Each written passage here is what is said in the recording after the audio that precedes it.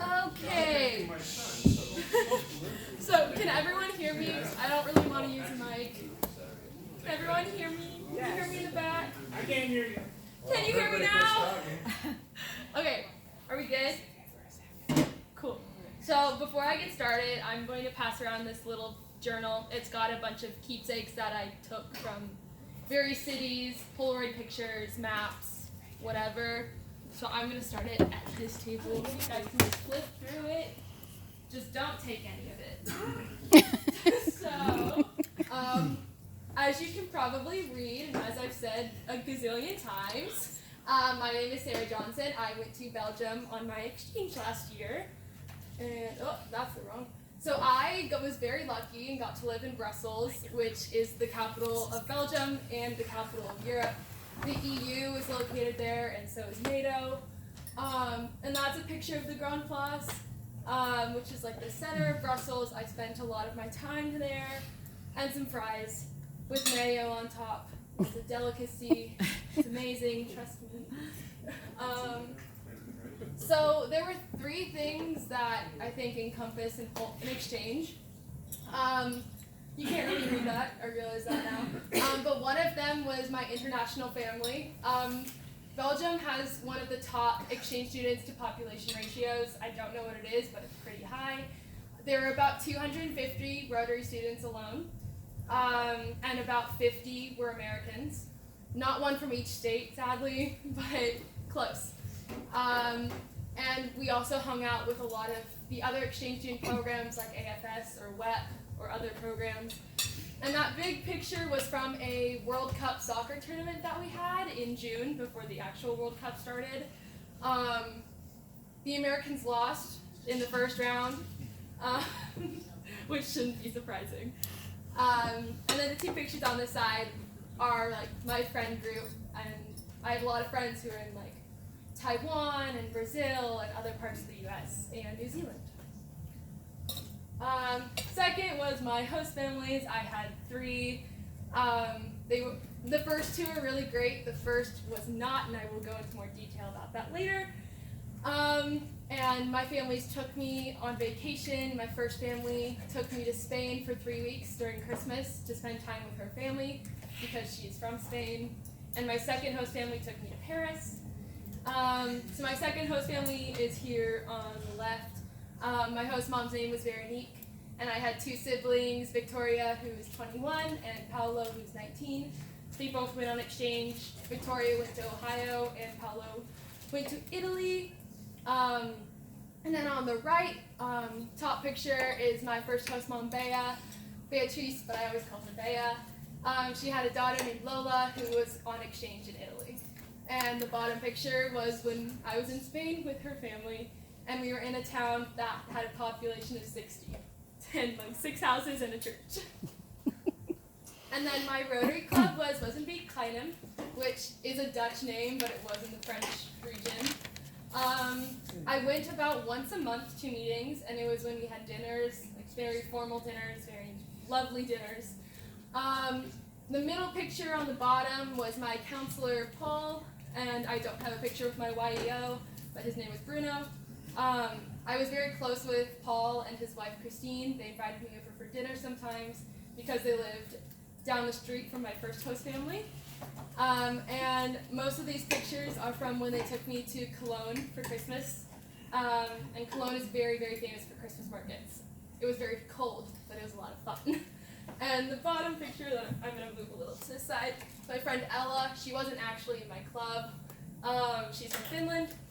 I was the only exchange student in my club, and it was an all-male club, so it was a little weird at first, but I got used to it. They let me invite some of my friends, so I invited Ella and another friend a month prior. Okay, so now I'm going to talk about traveling, because Belgium is about an eighth of the size of Oregon. So it's very tiny, so it's easy to travel. All of the stars that you see are places I went, and I went to places multiple times, like Bruges. Bruges was my favorite city that I went to, by far, hands down. I went 3 times during fall, and during winter, and during the spring. And Antwerp. What was favorite about it? Bruges is straight out of a storybook.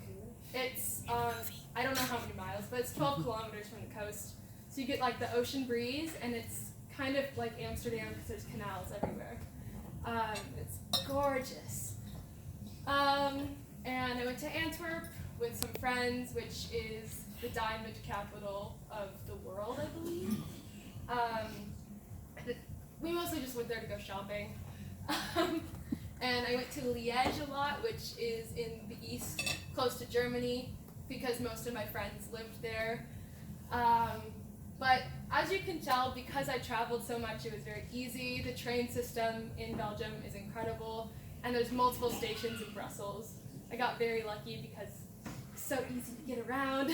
Didn't have to use a car. I was always using metro or bus or the trains, even to get to school. So, and then outside of Belgium, I did some traveling also. So I went to Amsterdam, and I spent a week in Barcelona, Germany, Spain. I went to Paris twice. I went to London with my school for an English immersion trip, which was, it was so hard. No, it wasn't. It was, that trip was just so much fun.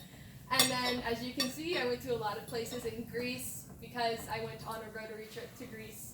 Spent about a week there also. Cool. So I'm going to talk about my Barcelona trip a little bit. So Barcelona was a Rotary trip, and so was Greece.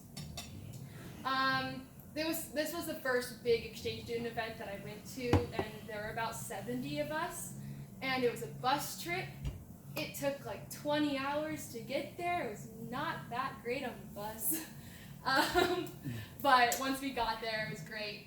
We got there on Halloween, so it was about a year ago. I was getting all like the Facebook memories about it, and it made me very nostalgic.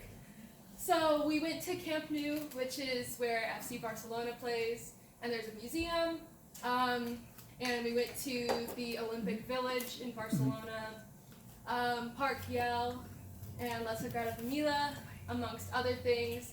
In the little scrapbook I was passing around, there's a program that has everything we did in Barcelona. And it was a great trip. It was when I met a lot of people for the first time, made connections with the other Americans, and with a lot of other kids also. Yeah, and obviously you have the flag picture that every exchange student group takes. So, yeah, there were, as you can tell, just a lot of countries and a lot of people. And then Greece was a lot of fun. We went to Olympia, Athens, Portoheli, Spetses, and Hydra, and those last two are islands. And this was one of the trips that really made the end of my exchange positive. It was at the beginning of April during our 3-week holiday for Easter. And we went, some specific places in here were the Parthenon and the ancient theater of Epidavros. And I got to swim in the Mediterranean, which was a bucket list thing. And you get a lot of Euros. And I don't know, that Greece trip was just really incredible. I don't really know how to describe it other than just incredible. There were a lot of kids on it, and we flew there. It wasn't a bus trip. So that was, and I got to room with the girl who I now consider my best friend.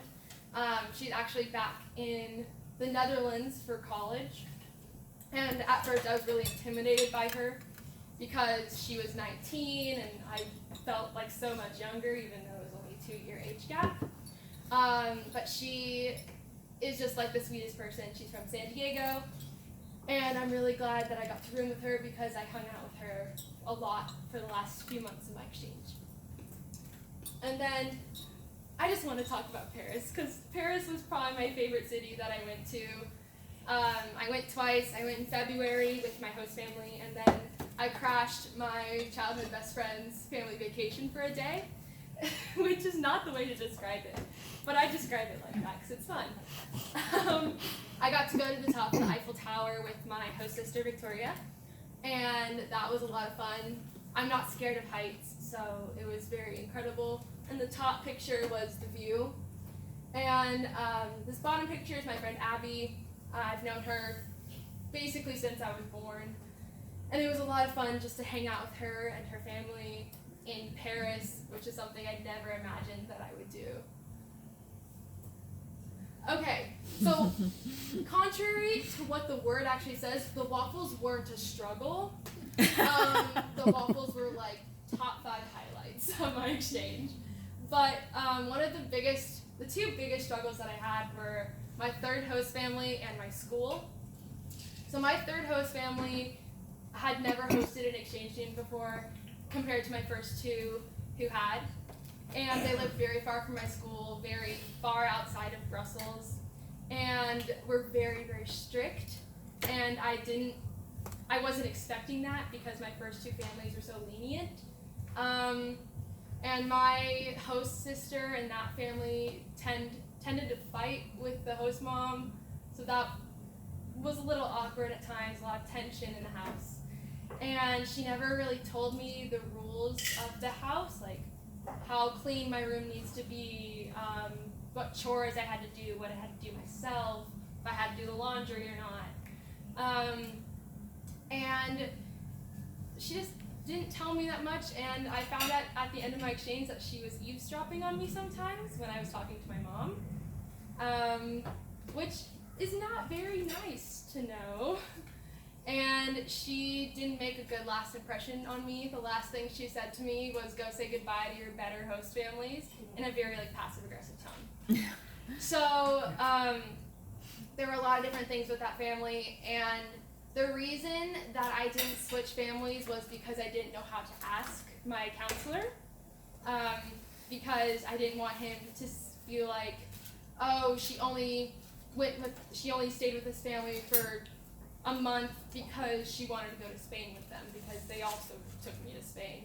I didn't want to seem like, I don't want to say a gold digger, but that's the only word that's coming to mind. Or like I was using them to go on a vacation with them. So I was with them from the end of March until July when I came home. And I had to pay for my own lunches, I had to pay for my train tickets, to get home.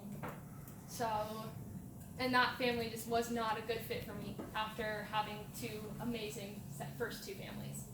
And then the second big struggle was my school. They had never had an exchange student either. And they expected me to pass all of my classes at the beginning of the year when I spoke no French. By the end of the year, it was fine. I passed 4 of my 9 classes. Barely, but I did. And one of my teachers would insult me in French, and I didn't know that he was insulting me until somebody told me after class. And the students weren't super accepting at first because I was in a class that was not an immersion class, which is a class that speaks a lot of English and has classes in English. The only class that I had in English was English.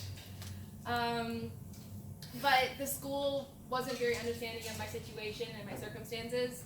And they, like I said, expected me to succeed when that was not what was going to happen, especially in that first semester when I was already in such a dark place being in culture shock that my brain shut down and I could not learn French to save my life. And that's what put me down more. And because I couldn't make any friends within the school when I was there for 5 days a week, but towards the end of the year, it got a lot better. I made friends and was able to communicate with my classmates, and they added me to their group chat, which I'm still in, that they don't use anymore, but I'm glad I'm still in it. And I can still contact them and be like, hey, how you guys doing? How's your last year of school going? And they'll respond. So everything eventually got better with the school. It was just the first few months. So yeah. Okay, and then what I learned that I'm a very headstrong person and can sometimes be too optimistic. And that was what happened with my third family. I was like, oh, it'll get better, I'll understand and they'll understand me. And I was like, oh, I'll wait a month and then I'll talk to my counselor. And obviously, like I said, it didn't get much better. And that's where the headstrong came in. I was like, no, it's going to get better. It has to, because that's what I want it to be, and it never manifested. And I also learned French, not Belgianese, because that's not a language. And like I said, it took a while, but in January, I really started to pick it up. And I'd say I'm about like 60 to 70% fluent at this point, after going in 0% fluent, knowing how to say, I don't understand, hello, and goodbye. And I'm in my IB French 4 class at school, and doing pretty well in that. And I learned that like not everything is gonna be what you want it to be, and that's life. Like you can't have everything be perfect, because then what's the point? You have to struggle to learn.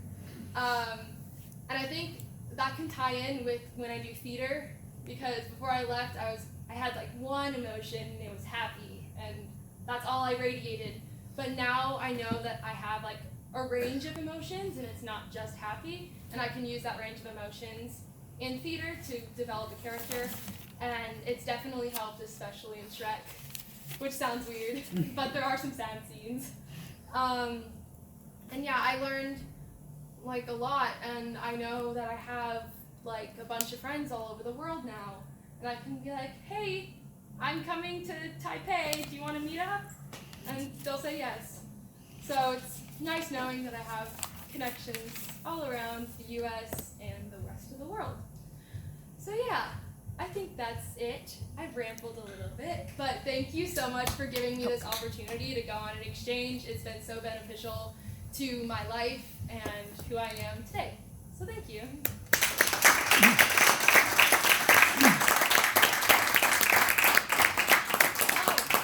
Oh, and then a pretty neato thing. Here's my blazer. I'm going to take my club flag off of it. I'm not wearing this because it's very heavy. But yeah, I've got pins from everywhere, and on the back also I have a few things. This is from a train. You're not supposed to take it. Yes, it's a reason why. But it was falling off. And then I have a bunch of keychains that I collected over the year from different places I went. There's like London and Madrid and a bunch of various places. And that's what makes this blazer very heavy. And yeah, and here's my club banner. There's like a little like WK in a windmill, because the club is technically in the country of Brussels. So I will pass this around. So yeah. Any questions, I guess? Okay, Gail. So when you were having some of the troubled times, when you look back, is there anything that we could have done to help? Had we kind of known what was going on? I guess there could have been, but being so headstrong, I didn't want outside help. I was like, I need to do this by myself. Like that's what I have to do. But looking back on it, there's definitely stuff that you guys could have done if I had reached out. Okay. Bob. My congratulations to you for sticking it out in spite of the adversity. And you've got a good attitude about what you said earlier about, you don't know what the good times are unless you've had the bad times. You don't know what the happy times are unless you've had the sad times and that sort of things. And that's very true. That's very mature on your part. So good job for sticking it out, making the best of it. Thank you. Quitting is always easy. It's not the best course. What are the goals for the rest of your life? That's a real hard question. I'd like to be able to travel more around the world and see all the friends that I've made. And next year I'm planning on going to college somewhere, doing something. I've only applied to 2 schools so far. One of them's in Chicago and the other one's in Hawaii. So 2 very different places. So the future is unwritten right now, and we'll just have to see what it holds. Yes? So you've been back, how long? I've been back since the beginning of July. July, okay, Like- so 5 months. So, Yeah. so what are you finding you're missing every morning when you get up? I miss living in the city and being able to wander around the city. That was like my favorite thing about Brussels. I could just get up, put some headphones in, get on the bus, get on the metro, get on a train, and just go. And I mean, tell my host families, of course, where I was going. But being able to wander with no aim is something that I miss a lot. Yes. Has it changed your perspective of the United States being outside for a year? Yes and no. Something that really shocked me at first about my school was that most of the classrooms had a whole wall or more of windows, and especially like 2017, beginning of 2018, there were a lot of school shootings. And I was going into that and I'm like, where would we go if there was a school shooting at this school? Like, what would I do? Because there's windows everywhere. And then towards the end of the year, I was like, that's not a problem here. It's just a United States problem. And also, I didn't meet a single person who likes our president. So, and I think, I don't like getting political, but I think our government represents our country a lot, and that's what the outside sees. They don't see the good that we do, because there is good in this country. They only see the bad. They only see what's on the news. And I wish that wasn't what they saw. I wish that they saw more of like who Americans are that isn't our government and isn't our guns. I wish there was more that they saw, because that shouldn't represent our country. It's all you. Yeah, exactly. Like the exchange students, that's what we advocate for. We tell people, our country is not like that. We're not like that. Some people may be, a small majority, a small population, but that's not everyone. And yes. What is the one thing that you took away from your trip that made you the strongest and that will truly profound your life? I think just sticking through it and not quitting. Because there were a few times where I wanted to come home and I was seriously considering looking up plane tickets and getting the next one. So sticking through it has really kind of shaped me more, because I've never had to deal with something as difficult as that, and I wasn't prepared to deal with something as difficult as that. So sticking through it is probably one of the most important things that came out of it. And yeah. Yes. How will the fact that you didn't pass some of your classes in Belgium, how does that affect your academic progress here? I'm taking 8 classes this year, so I can fulfill different things that I missed last year. Like I'm taking a junior level English course, which is actually so much fun, and a math and a science, which were the 3 junior level courses I had to take this year. And just last week, I got my credit from my exchange, found out I can actually graduate. So I got 4.5 credits for the classes that I passed. And my counselor just put them in as pass or no pass grades. So I just had to get those credits to be able to graduate, and I'm set now.